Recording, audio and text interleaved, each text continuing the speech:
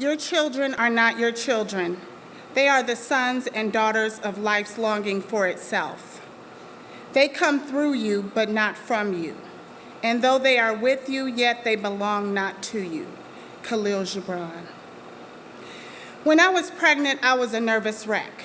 I was nervous because I didn't know anything about children. I had never been around any babies or small children.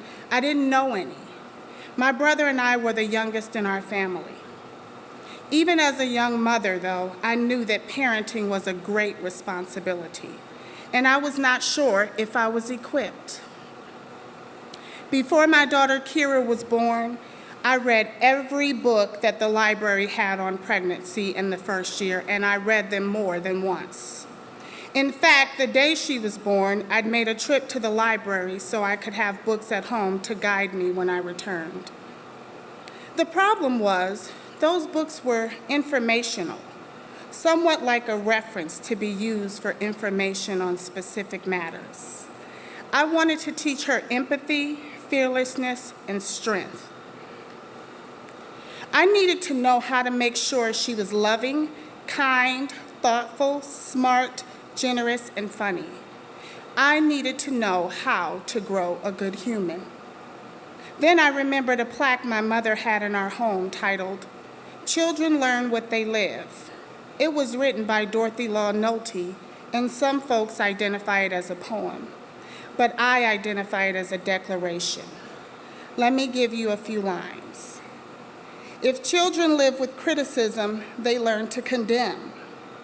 If children live with hostility, they learn to fight.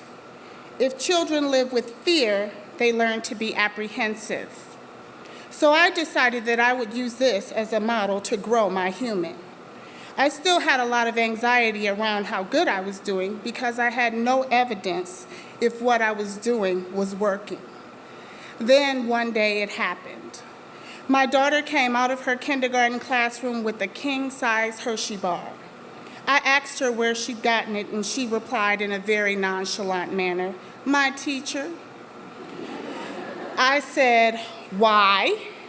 And she could not articulate the exact reason why, but she knew it was because she had done something good. The next day, I went in to speak with the teacher, and I found out that there had been a birthday party the day before, and the parent had not delivered enough cupcakes for all the children. The teacher asked if any children would be willing to go without a cupcake. My daughter was the only one that raised her hand that day. Her reward for such a selfless act was that candy bar.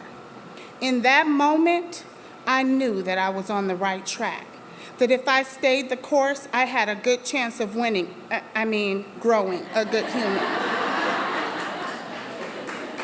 Today, Kira is smart, funny, fearless, and strong. All the things I wanted for her and more.